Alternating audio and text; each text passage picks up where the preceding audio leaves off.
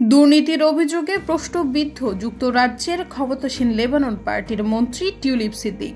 দলের বাইরে থেকে তিনি পদত্যাগের চাপে রয়েছেন। এই পরিস্থিতিতে তিনি পদত্যাগ না করলেও তাকে বরখাস্ত করা হতে পারে বলে আভাস পাওয়া যাচ্ছে। ব্রিটিশ পত্রিকা ফাইন্যান্সিয়াল টাইমস বলেছে, হয়তো ট্রেজারি মন্ত্রী হিসেবে টিউলিপ সিদ্দিকের দিন শেষ হতে চলেছে। টিউলিপ সিদ্দিক বাংলাদেশের ক্ষমতাচ্যুত প্রধানমন্ত্রী শেখ হাসিনার বোন শেখ রেহানার মেয়ে।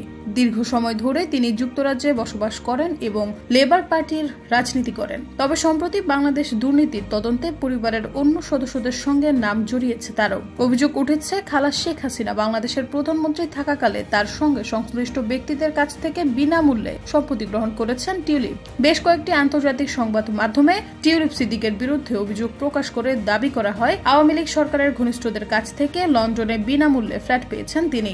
এছাড়াও বাংলাদেশে অবকাঠামোগত ব্যয় থেকে শেখ হাসিনার পরিবারের 3.9 বিলিয়ন পাউন্ড পর্যন্ত আত্মসাতের অভিযোগের তদন্তে টিউলিপের নাম এসেছে। দুর্নীতির সঙ্গে সংশ্লিষ্টতার এসব অভিযোগে প্রকাশ্যে আসার পর চাপের মুখে পড়েছেন টিউলিপ। অনেকেই মনে করেছেন যুক্তরাজ্যে টিউলিপের রাজনৈতিক ক্যারিয়ার হয়তো এখানেই শেষ। টিউলিপ সিদ্দিককে নিয়ে সোমবার একটি বিশ্লেষণ প্রকাশ করেছে ব্রিটিশ সংবাদ মাধ্যম ফাইন্যান্সিয়াল টাইমস।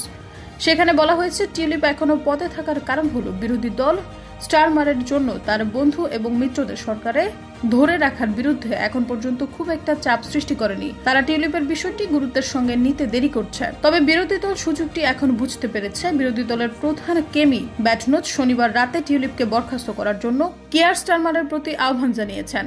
দলটি বলছে, দুর্নীতিগ্রস্ত কোনো মন্ত্রীকে তারা আর দেশের প্রশাসনে দেখতে চায় না। ফলে টিউলিপের বিষয়ে লেবার পার্টির চুপ থাকা এখন কঠিন হয়ে গেছে। প্রতিবেদনে বলা হয়, বিরোধী দল এবং ছায়া ট্রেজারি কর্তৃপক্ষ উভয়ই টিউলিপের বিষয়টি গুরুত্বের সঙ্গে নিতে দেরি করেছে। তারা প্রথমে গল্পটি বুঝতে পারেনি, তবে এখন যেহেতু প্রধান বিরোধী দলটি গল্পটি বুঝতে পেরেছে, তাই হতে পারে ট্রেজারি মন্ত্রী হিসেবে টিউলিপ সিদ্দিকের দিন শেষ।